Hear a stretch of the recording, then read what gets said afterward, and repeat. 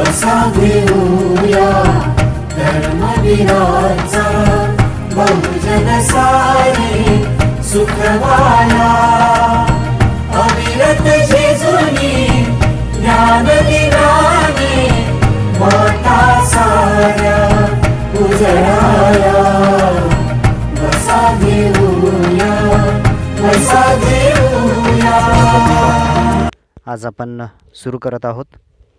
सुरुवातीला आपण कवितेच्या बाजूला जे प्रश्न दिलेले आहेत त्यांनाच मार्जिन क्वेश्चन असं आपण म्हणूया। ते मार्जिन क्वेश्चन आपण सुरू करूया। पहिला प्रश्न इथं दिलेला आहे, पहा, what is the main difference between pine and a scrub. म्हणजे त्यांनी विचारलेलं आहे की डिफरन्स विचारलेला आहे pine tree and scrub, pine tree आणि स्क्रब या दोन्हीमधला डिफरन्स काय आहे। तर तो डिफरन्स इथं आहे। कवितेच्या दुसरी ओळ जर पाहिली आपण तर त्याच्यामध्ये आहे की pine on the top of the hill and scrub in the valley. म्हणजे पाईन हे उंच टेकडीवरती किंवा उंच डोंगरावरती पर्वतावरती असतं आणि स्क्रब हे दरीमध्ये असतं। हा डिफरन्स आहे। चला दुसरा क्वेश्चन पाहूया। What do people like to see along the highway. लोकांना हायवेच्या कडेला काय पाहायला आवडतं। Bit of grass, bit of grass makes highway happier. म्हणजे बिट ऑफ ग्रास म्हणजे हिरवळ, जे रस्त्याच्या हायवेच्या कडेला जी हिरवळ असते ती लोकांना पाहायला आवडते।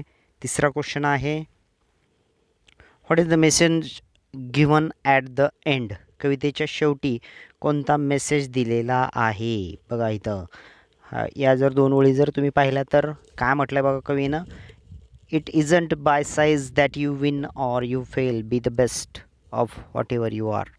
Means you should have to become and do as best as you can. म्हणजे तुम्हाला जे सर्वोत्कृष्ट करता येईल ते सर्वोत्कृष्ट कार्य तुम्ही करा, हा मेसेज कवीने दिलेला आहे। मी आत्ता सांगितलं। हे सर्व प्रश्न आपण वहीमध्ये लिहून घ्यायचेत। चला आता मुख्य वर्कशॉपला आपण सुरू करूया। क्वेश्चन 1 इथं दिलेला आहे। बघा काय म्हटलं आहे क्वेश्चन 1मध्ये, read the words or names given below, put the big sized or bigger ones in the big circle and the smaller ones in the small circle। खाली हे जे शब्द दिलेले आहेत हे शब्द सगळे शब्द तुम्हाला दिलेले शब्द या दोन सर्कलमध्ये लिहायचे आहेत। परंतु एक गोष्ट लक्षात ठेवा, हे लिहित असताना इथं जी कंसामध्ये जे शब्द दिलेले आहेत हे शब्द वापरायचे आहेत। पहा आकारानं जो मोठा शब्द असेल, ज्या शब्दाचा अर्थाच मोठा असेल तो मोठ्या सर्कलमध्ये तुम्ही तो शब्द लिहायचा आहे आणि छोट्या आकाराचा शब्द छोट्या सर्कलमध्ये तुम्ही लिहायचा आहे। फॉर एक्झाम्पल मी एक सांगतो तुम्हाला, बघा इथं दोन दोन शब्दाच्या जर पेअर केल्या तर तुमच्या ते लक्षात येईल। इथं मी सन आणि स्टार हे जर दोन शब्द घेतले तर यातला मोठा जो आहे तो आहे सन, स्टारपेक्षा मोठा असतो, म्हणून इथं मोठ्या सर्कलमध्ये तुम्हाला सन शब्द लिहायचा आहे आणि त्याच्यापेक्षा आकारानं लहान असणारा स्टार। जवळपास एकाच गटातले हे शब्द आहेत, तसे शब्द शोधायचे तुम्ही आणि ते शब्द सगळे शब्द एकदम एक सर्कलमध्ये लिहायचे आहेत। एक एक शब्द एका सर्कलमध्ये लिहायचा नाही आहे।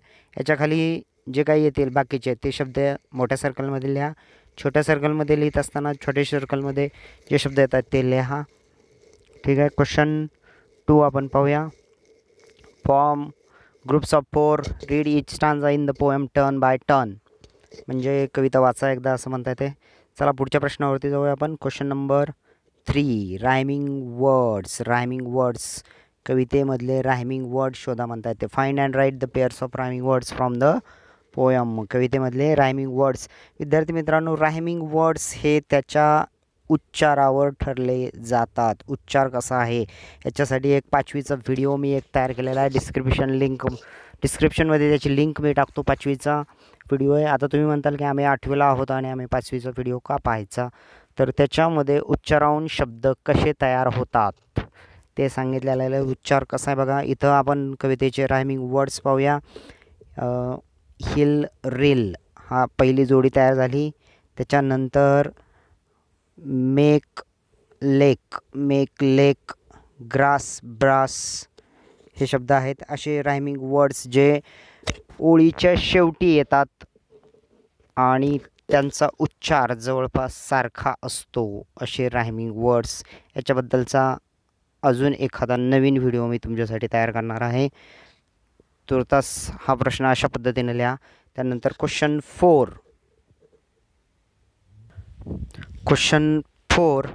बघा काय म्हटलं आहे. Complete the following with appropriate words or phrases from the poem. कवितेचा आधार घेऊन तुम्हाला हा प्रश्न पूर्ण करायचा आहे.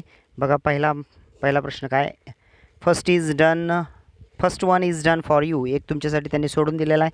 If you can't be a pine, जर तुम्ही पाईन वृक्ष होणार नसाल तर काय म्हणतात ते, बी अ स्क्रब. ही ओळ कवितेमध्ये आहे. तशाच पद्धतीचा हा दुसरा प्रश्नही बघा तुम्ही. If you can't be a tree, जर तुम्हाला झाड होता येत नसेल तर तुम्ही काय व्हा, असं कवितेमध्ये सांगितलेलं आहे. पाहूया आपण कवितेमध्ये कोणती ओळ आहे ती. If you can't be a grass then be a, बघा इथं परत एकदा तो प्रश्न पाहूया आपण. If you can't be a tree, जर तुम्हाला झाड वृक्ष होता येत नसेल तर तुम्ही काय पाहायचं आहे. कविते अगोदर तुम्हाला संपूर्ण कविता व्यवस्थित वाचावी लागेल आणि वाचल्यानंतर तुम्हाला ते प्रश्न सापडणार आहेत. ही ओळ बघा. The best little scrub by the side of the reel, be a bush if you can't be a tree. म्हणजेच काय, जर तुम्हाला झाड बनता येत नसेल, if you can't be a tree, जर झाड बनत असेल तर बी अ बुश हे उत्तर आहे. Be a bush. अशा पद्धतीनं हा प्रश्न सोडवायचा आहे. कवितेमध्ये त्या ओळी दिलेल्या आहेत, त्याच ओळी इथं आहेत, त्याच पद्धतीने सोडवायचा आहे. क्वेश्चन 5 हा अतिशय सोपा प्रश्न आहे. Write whether the following are true or false. True or false सांगायचं तुम्हाला. प्रत्येक ओळीचा अर्थ मी सांगतोय, ट्रू फॉल्स तुम्ही स्वतः लिहायचं आहे. बघा पहिला, all must be captains of team. प्रत्येकाने टीमचा कॅप्टनच असायला पाहिजे. ट्रू फॉल्स लिहायचं आहे. क्वेश्चन 2 बघा. A bit of grass can make the highway happier. छोटासा ग्रास देखील, गवत देखील रस्ता सुंदर बनवतं किंवा रस्त्याचं सौंदर्य वाढवतं. Question 3, we win or fail depending upon size or position. आपण यश किंवा अपयश हे आपल्या आकारावर आणि आपल्या स्थानावर अवलंबून असतं. बघा विद्यार्थी मित्रांनो, ट्रू फॉल्स तुम्हाला लिहायचं आहे. ट्रू ऑर फॉल्स म्हणजे तुमचा आकार आणि तुमची असणारी स्थिती किंवा या गोष्टीवरच तुमचं यश अपयश अवलंबून असतं. छोटा मोठा लहान मोठा याच्यावरच तुमचं यश अपयश अवलंबून असतं. ट्रू फॉल्स लिहायचं आहे. Number 4, a scrub is found at the top of hill. Scrub हे टेकडीच्या वरच्या बाजूला सापडलं जातं. बघा ट्रू फॉल्स लिहा. तुम्हाला येतं खूप सोपे प्रश्न आहे ते. If your work is not important don't do it. जर तुमचं काम महत्त्वाचं नसेल तर ते करू नका, असं म्हणतायत ते. तुमचं कार्य जर महत्त्वाचं नसेल तर करू नका. True false. Question 6, whatever job you have do your best. जे काम तुमच्याकडं आलेलं आहे मग ते कमी जास्त महत्त्वाचं न समजता ते उत्कृष्ट पद्धतीनं करा. या ओळीचा अर्थ आहे. ट्रू फॉल्स तुम्ही लिहायचं आहे. त्याच्यानंतर क्वेश्चन 6 आहे. क्वेश्चन 6 हा नवीन पद्धतीचा आहे. हा प्रश्न तुम्हाला 10वीपर्यंत सोडवायचा आहे. हा जर प्रश्न परीक्षेमध्ये आला तर एकूण 5 मार्कासाठी असतो. सोपा प्रश्न आहे, पहा व्यवस्थित. महत्त्वाचा प्रश्न आहे. Write and appreciation of the poem with the help of the points given below. खाली जे पॉईंट्स दिलेले आहेत त्याच्या आधारे कवितेवरून माहिती लिहा. आता त्यांनी सांगितलं आहे the title of the poem is. Title, पोएमचं टायटल इथं तुम्हाला लिहायचं आहे. सोपं आहे, अतिशय सोपं आहे. पोएमचं टायटल तुम्हाला इथं लिहायचं आहे. 2 बघा. The poem is written by. कवितेचा लेखकाचं नाव तुम्हाला इथं लिहायचं आहे. कवितेचा लेखक. The poem has dash dash stanza. स्टांजे किती आलेले आहेत कवितेमध्ये? 4 ओळीचा एक स्टांजा असतो. ते स्टांजे किती आलेले आहेत एकूण कवितेमध्ये? Each stanza has dash dash lines. आणि त्या स्टांजामध्ये लाईन्स किती आहेत ते पण तुम्हाला इथं लिहायचं आहे. Question 4, the lines that rhyme in each stanzas are. Rhyming words असणाऱ्या ओळी किती आहेत प्रत्येक स्टांजामध्ये? त्यांची संख्या इथं लिहायची आहे तुम्हाला. The poet compares big things with, question number 5 आहे. The poet compares big things with dash dash. कोणाशी तुलना करतोय कवी? मोठ्या गोष्टींची तुलना कोणाशी करतोय ते लिहायचं आहे. क्वेश्चन 6 बघा. Dash dash is repeated expression in the poem. कोणती ओळ वारंवार आलेली आहे कवितेमध्ये, ती ओळ तुम्हाला इथं लिहायची आहे. वारंवार रिपीट झालेली लाईन तुम्हाला तिथं लिहायची आहे.